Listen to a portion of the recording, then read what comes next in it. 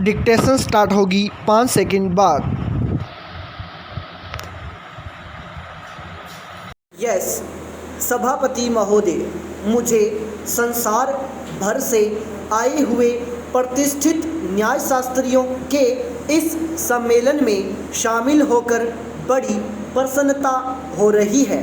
मुझे बताया गया कि यह पहला अवसर है जबकि international bar association law Asia और भारतीय बार एसोसिएशन द्वारा संयुक्त रूप से इस प्रकार का क्षेत्रीय सम्मेलन आयोजित किया जा रहा है जिसमें उन आम कानूनी समस्याओं पर विचार विमर्श किया जाएगा जो हमारे सामने मौजूद हैं। साथ ही उन समस्याओं पर भी विचार किया जाएगा जो तेजी से बदल रही इस दुनिया के सामने आ सकती है, जिससे कि विभिन्न भारी परिवर्तनों के लिए पहले से ही तैयारी की जा सके और अगले 15 वर्षों में इस सदी के अंत तक न्याय की उचित और आदर्श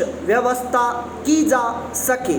मुझे खुशी है कि इस सम्मेलन में ऐसे लोगों को जिन्हें सुविधाएं हासिल नहीं है, खासतौर से स्त्रियों को कानूनी सहायता दिए जाने के बहुत ही महत्वपूर्ण विषय पर भी चर्चा होगी। मैं कामना करता हूं कि इस सम्मेलन में जो विचार विमर्श होगा उसका आने वाले 15 वर्षों के दौरान राष्ट्रीय और अंतर्राष्ट्रीय कानून बनाने की प्रक्रिया पर लाभदायक प्रभाव पड़ेगा।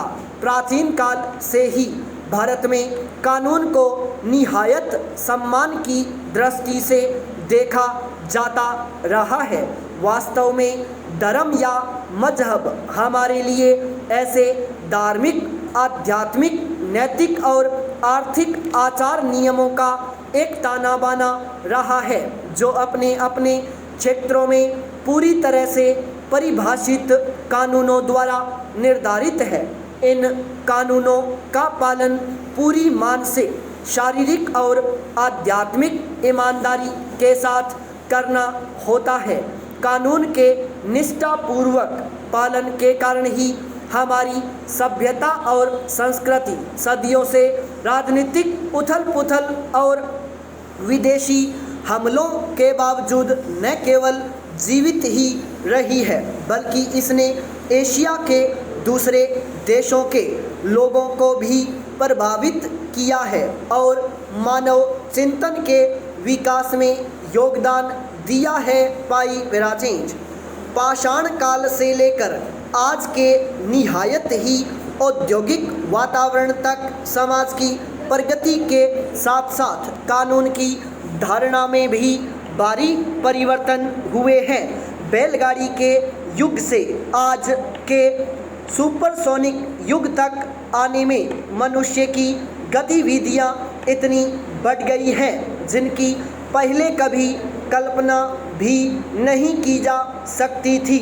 इन बदली हुई परिस्थितियों के लिए सामाजिक अनुशासन की बिल्कुल ही नई व्यवस्था की ज़रूरत है।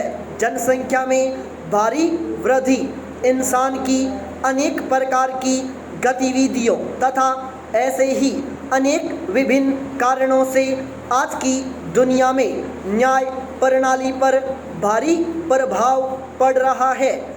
जो कानून पहले बनाए गए थे और जो न्याय व्यवस्था एक निश्चित सामाजिक प्रणाली को लेकर तैयार की गई थी, वह आज के इस जबरदस्त और अचानक परिवर्तन को देखते हुए बिल्कुल अपूर्ण साबित हो रही है।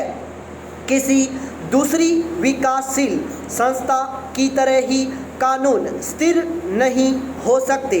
उन्हें बदलते हुए हालात की ज़रूरतों के अनुसार लगातार अपने आप को ढालना होगा। यह अनुमान लगाना संभव नहीं है कि भविष्य में कानून के क्षेत्र में आने वाली समस्याओं के क्या कानूनी हल निकाले जाएंगे। पाई पेराचेंज।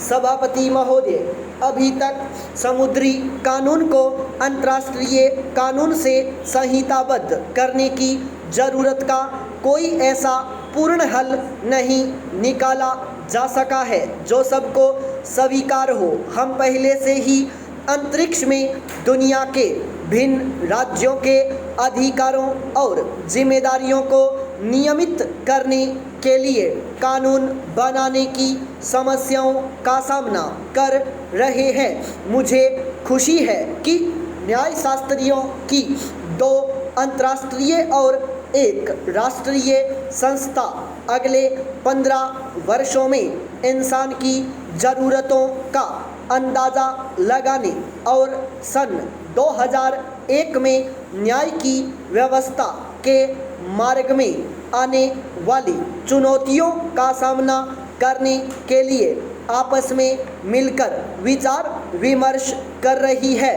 इसका एकमात्र उत्तर यह मालूम होता है कि हम न्याय की अपनी उस पुरानी प्रणाली पर फिर से लौट जाएं, जिसमें सामाजिक और नैतिक आदर्शों को पवित्र माना जाता था और उनका उल्लंघन नहीं किया जाता था।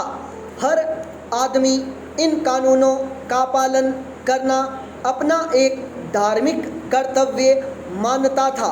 आज वैज्ञानिक और आर्थिक प्रगति के कारण धर्म का प्रभाव कम हो गया है, इसलिए समाज को इन बदलते हुए हालात के मुताबिक अपने आप को ढालना होगा और नई मान्यताएं तथा आत्म अनुशासन पैदा करना होगा। लोगों को समाज के प्रति अपने कर्तव्यों का ज्ञान कराया जाना चाहिए ताकि न्याय प्रणाली पर से गैर जरूरी भार को कम किया जा सके और व्यक्ति स्वयं भी उसमें भागीदार बने, जैसा कि प्राचीन धर्म अर्थात नैतिक बल के जरिए होता था। पाई पेराचेंज।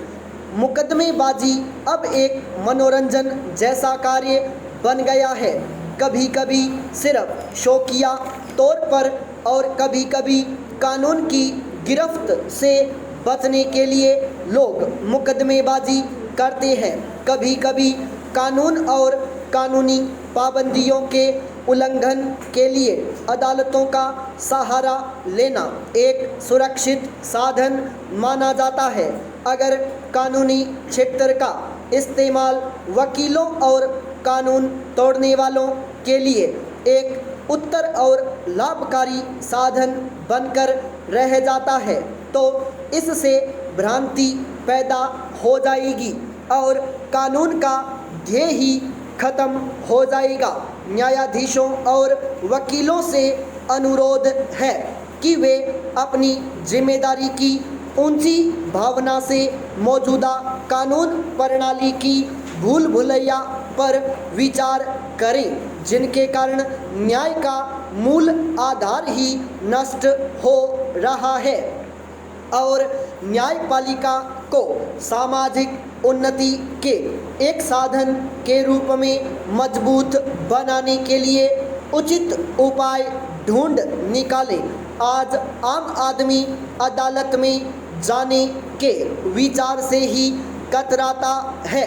उसे यकीन है कि अदालत का मतलब है कि बहुत महंगी और लंबी लड़ाई जो शायद उसके जीवन को ख़त्म हो या न हो, हमेशा ही उस समय पर न्याय मिलना बहुत ही ज़रूरी है।